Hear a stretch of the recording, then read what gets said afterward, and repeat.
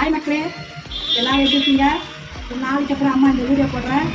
என்னோடய மினி தோட்டத்தை உங்களுக்கு காட்டலான்னு சொல்லிட்டு.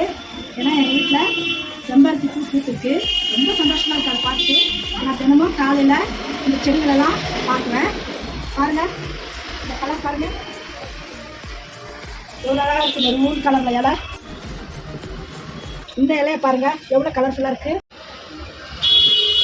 மணி பிளான்ட் பாருங்கள், ஒயிட் மணி பிளான்ட்.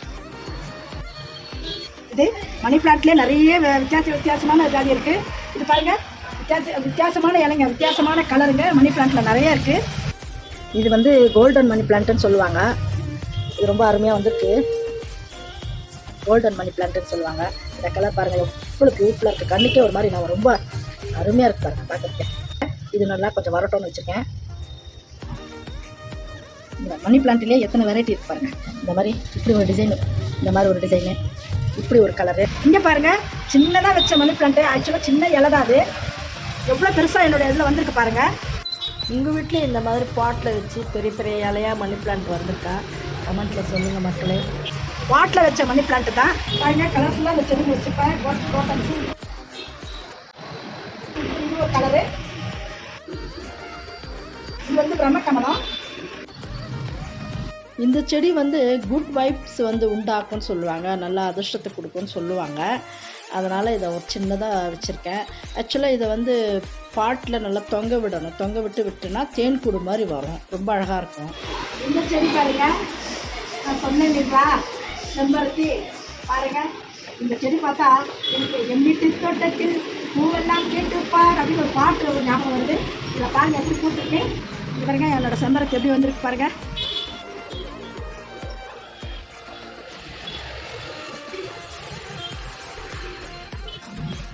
இவங்களும் பாட்டில் தான் இருக்காங்க, பாட்டில் தான் வராங்க. இவங்க வந்து இன்டோர் குரோட்டன்ஸு வீட்டுக்குள்ளேயே வச்சு நம்ம வளர்க்கலாம். ரொம்ப அடர்த்தியாக வரும், நல்லா அழகாக. இது வந்து முள்ளு செடியில் பூ பூக்குறது ரொம்ப அழகாக கலர் கலராக இருக்கும்.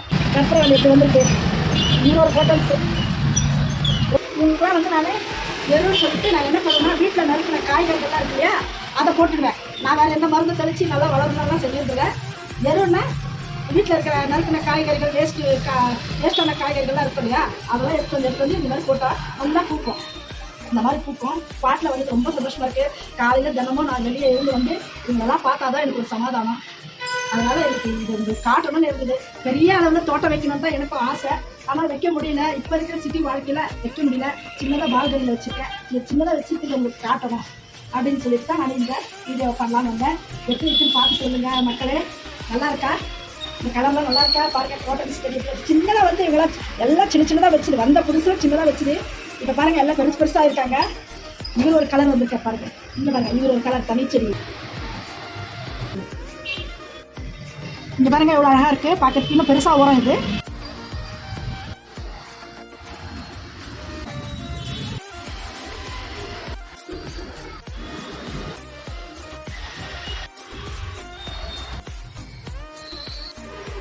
இந்த மாதிரி கலர்ஃபுல்லாக காலையில் பார்க்கும்போது நமக்கு ஒரு மாதிரி மனசு ரொம்ப உற்சாகமாக இருக்கும், பாசிட்டிவாக இருக்கும் நம்மளுக்கு. நல்லா இந்த ஸ்னேக் செடியை பாருங்கள். இந்த ஸ்னேக் செடி வந்து வீட்டுக்குள்ளேயே வைக்கலாம். வீட்டுக்குள்ளே வச்சா நமக்கு வந்து நல்ல ஆக்சிஜனை கொடுக்கும், பாசிட்டிவ் எனர்ஜியும் கொடுக்கும். இது நல்லது.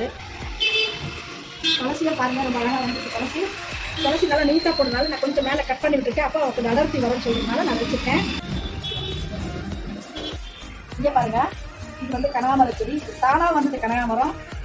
அதான் வீணாக போகிற பூ ஆகட்டும், காய்கறிகள் ஆகட்டும் நான் போடும்போது அது முளைச்சி வருது. இதெல்லாம் சாமிக்கு பட்டு சாமிக்கு நான் எடுத்து வச்சுடுவேன் இமீடியட்டாக. ரொம்ப அழகாக வந்துருக்கு பாருங்கள் கனகாமரம். தக்காளி செடி ஆக்சுவலாக வெண்டைக்காய் விதை போட்டிருக்கேன். அது இன்னும் முளைஞ்சி வரலை. அதுக்குள்ளே தக்காளி வந்துடுச்சு. வெத்தலை சின்னதாக வச்சுருக்கேன், இன்னும் வரலை. வெத்தலை வந்தவொடனே உங்களுக்கு நான் அதை வீடியோ எடுத்து போடுறேன். இது வெண்டைக்காய் செடியாக என்னன்றது எனக்கு டவுட்டு தான், பார்த்து சொல்லுங்கள் நீங்கள். இது பாருங்க பரண்டை. இந்த மாதிரி குச்சி மாதிரி வச்சுருந்தா இவ்வளோ பெருசாக வந்திருக்கு. இன்னும் நிறைய வரும். பரண்டை செடி வந்து உடம்புக்கு நல்லது. அதை நான் சும்மா வச்சேன் ஜஸ்ட்டு. பாருங்கள், இந்த மாதிரி காய்கறியெல்லாம் நான் இதில் போட்டுருவேன். வேண்டான்ற காய்கறியெல்லாம் அதில் போட்டு வச்சுருவேன். இவங்கெல்லாம் தானாக வரவங்க இந்த காய்கறிகளை அலசி போட்டுட்டு இதில் போடுறோம் இல்லையா, அப்போது அந்த செடி வந்து அந்த பச்சை மிளகாய் விதெல்லாம் இதில் போய் செடியாக மாதிரி வர்றது. பார்க்கலாம் முளைஞ்சி பச்சை மிளகாய் வருதான்னு பார்த்துட்டு பச்சை மிளகாய் வந்து அவங்க வீடியோ போடுறேன். இது வந்து ஸ்னேக் பிளான்ட்டு பாருங்கள் எப்படி வந்துருக்கு. ஒன்றே ஒன்று தான் இது வச்சேன். வச்சுட்டு வந்திருக்கு பாருங்க. இங்கே பாருங்க, நேம் தான் சும்மா வச்சுது, அது முளைஞ்சி வந்திருக்கு. புத்தர் வந்து ரொம்ப நாளாக என்கிட்ட இருக்காரு, ரொம்ப வருஷமா இருக்காரு. அவரை சுற்றி நான் ஒரு மினி தோட்டம் வைக்கணும்னு ரொம்ப நாள் ஆசை எனக்கு. ரொம்ப பெரிய இடம் இல்லைனாலும் இருக்கிற சின்ன இடத்த வச்சு ஒரு மினி தோட்டம் வச்சிருக்கேன். இந்த மினி தோட்டம் உங்களுக்கு பிடிச்சிருக்கா? நீங்கள் கமெண்ட்ல வந்து சொல்லுங்க, லைக் பண்ணுங்க, ஷேர் பண்ணுங்க. பாய்.